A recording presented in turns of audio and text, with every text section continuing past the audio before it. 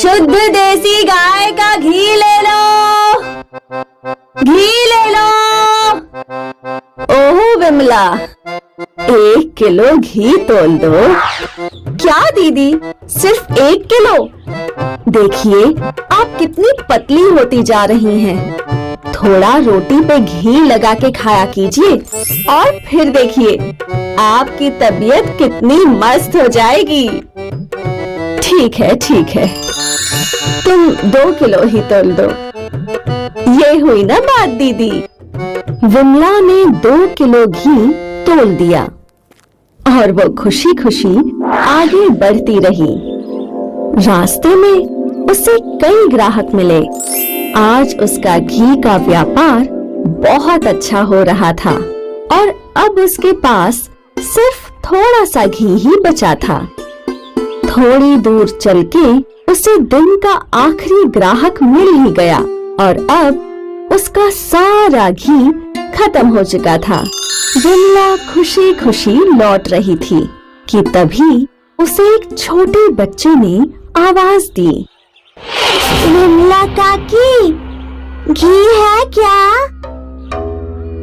नहीं बेटा, घी तो खत्म हो गया। ठीक है काकी, कल आप ज्यादा घी ले आना। हाँ लला, कल तुम्हें घी जरूर दूंगी।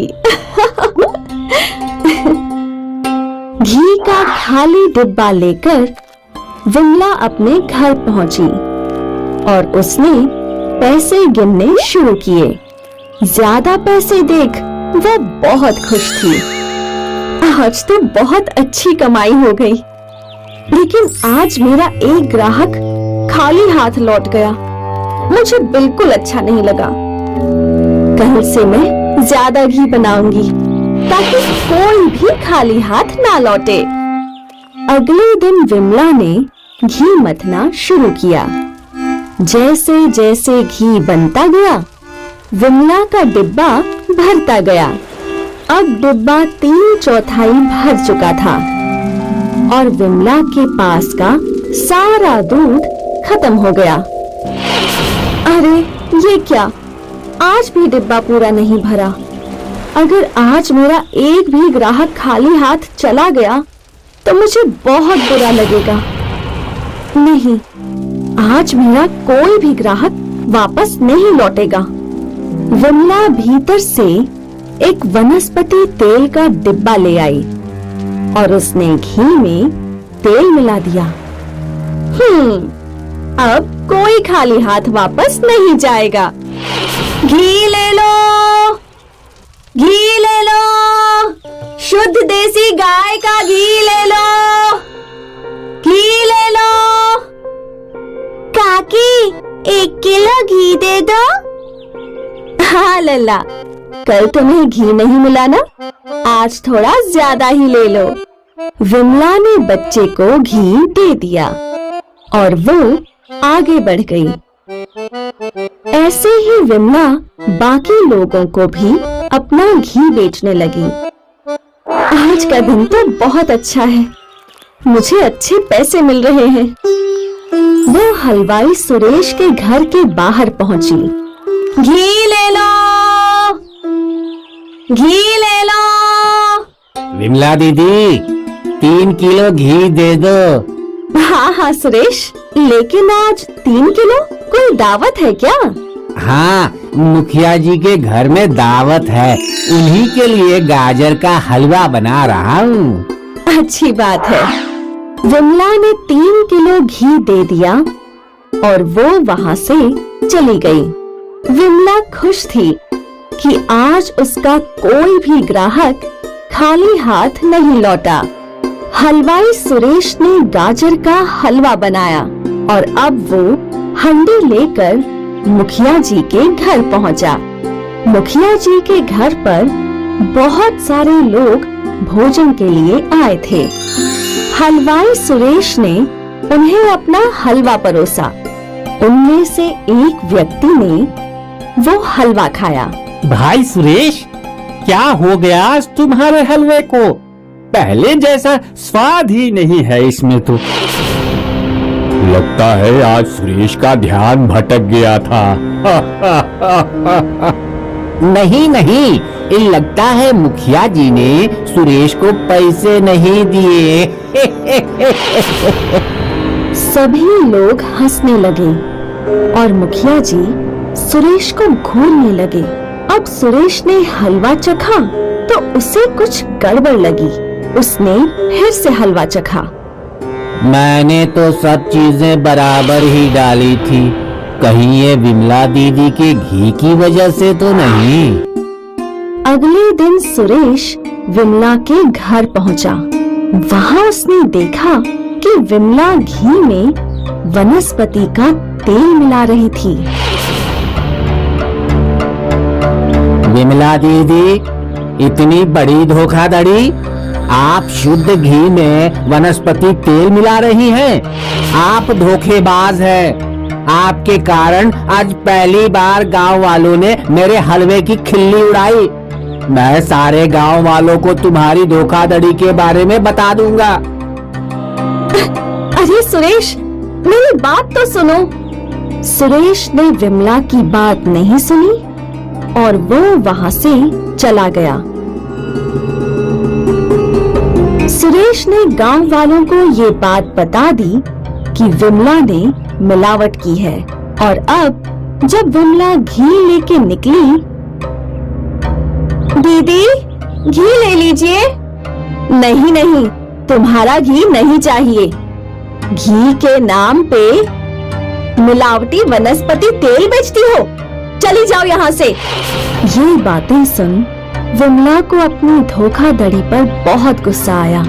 मिलावट करने से उसके सारे ग्राहक टूट गए और अब कोई भी विमला से घी नहीं खरीद रहा था। इस कहानी से हमें ये सीख मिलती है कि कर बुरा तो हो बुरा। ईमानदारी एक बहुमूल्य गुण है।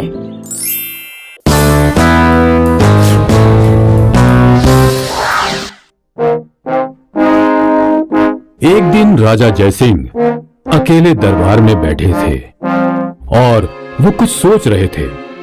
तभी उनका वजीर वहां आया। प्रणाम महाराज। राजा जयसिंह अपनी ही सोच में मगन थे। महाराज, क्या बात है महाराज? आप बहुत गंभीर सोच में डूबे हुए हैं। मैं बस यही सोच रहा था कि मेरी प्रजा मुझसे खुश है या नहीं। प्रजा तो खुश है महाराज, लेकिन आप सोच सोच के दुखी हैं। मुझे खुद प्रजा की खुशी देखनी है। तो जाइए प्रजा के बीच में और देखिए उनकी खुशी। महाराज, अगर आपको सच्चाई जाननी है तो आप प्रजा के पास उन्हीं की तरह जाइए, न कि राजा की तरह। हाँ, हम प्रजा के पास उन्हीं की तरह जाएंगे। और राजा जयसिंह एक आम आदमी के वेश में मंडी पहुंचे। उन्होंने यहाँ वहां नजर घुमाई। वाह, बाजार तो धन धान्य से संपन्न लग रहा है। राजा जयसिंह मंडी की चहल पहल देखकर खुश थे। यहाँ तो सब ठीक है, हमें नगर वासियों की जिंदगी भी देखनी है। और राजा जयसिंह नगर की ओर चलने लगे। राजा जयसिंह ने देखा कि उनकी नगरी में चरवाहा गाना गुनगुनाते हुए भेड़ों को चरा रहा था। बहुत अच्छे, ये गरीब चरवाहा भी खुश है। वो आगे चले और उन्हें एक मधुर आवाज सुनाई दी।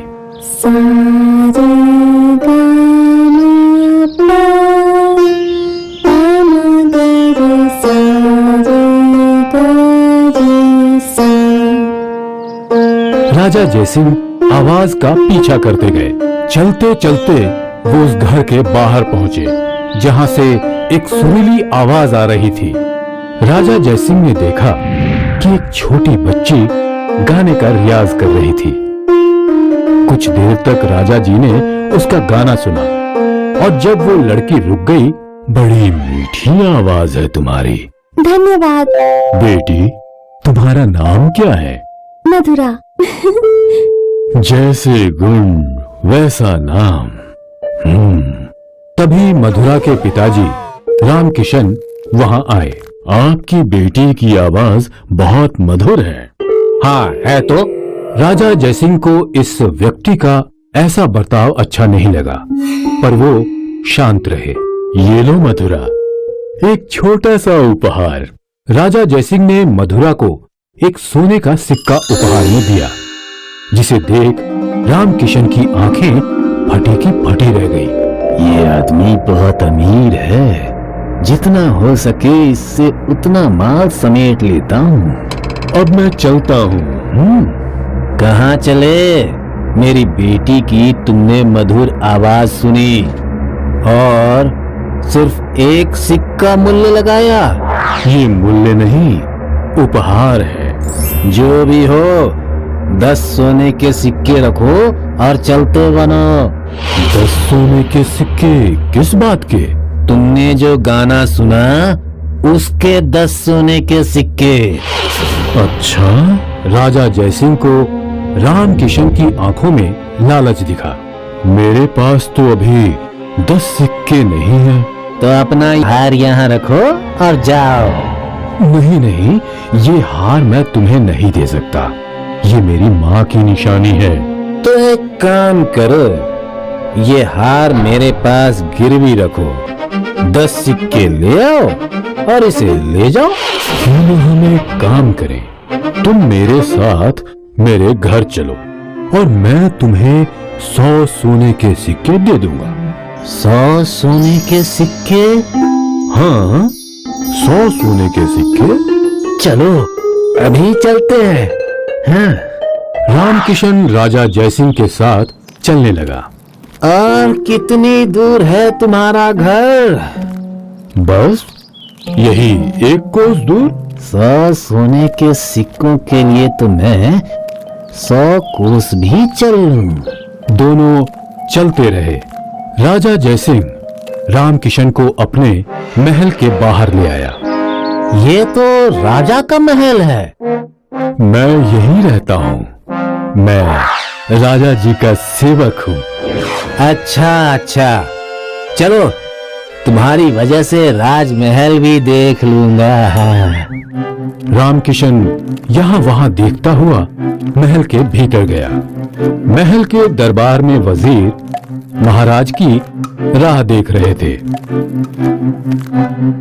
अरे, तुम राज सिंहासन पे क्यों बैठ रहे हो? तुमने तो कहा था कि तुम राजा के सेवक हो।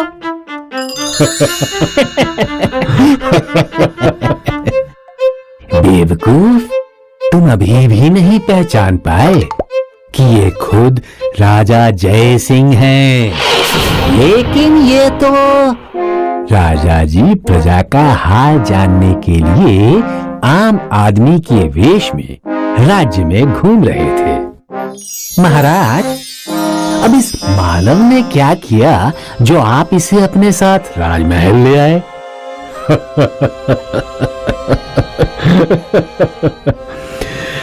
नगर में एक छोटी लड़की की सुरीली आवाज से हम मोहित हो गए। हमने उसे उपहार में एक मुहर दी, तो ये महाशय उस छोटी बच्ची के पिताजी हैं। ये हमसे गाना सुनने के लिए 10 मोहरे मांग रहे थे। हमने कहा, हम तुम्हें 100 मोहरे देंगे, हमारे साथ चलो। इसे 100 कोड़ों की सजा दे। 100 कोड़े कम नहीं है इसके लिए? नहीं महाराज, मुझसे गलती हो गई। अब से मैं कभी किसी को नहीं ठगूंगा।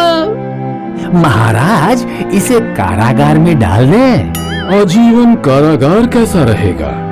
या फिर इसे सेवक रख लें। मुझे माफ कर दीजिए महाराज, क्षमा क्षमा। रामकिशन राजा जयसिंह के पैरों में गिर गया। इस बार हम तुम्हें माफ करते हैं, लेकिन याद रहे, अगर फिर कभी ऐसा हुआ तो सजा 100 कोड़ों से भी ज्यादा होगी। क्षमा महाराज। इसके बाद मधुरा महल में आई और उसने अपनी मधुर आवाज में गाना सुनाया और राजा जयसिंह ने मधुरा को 10 सोने के सिक्के उपहार में दिए।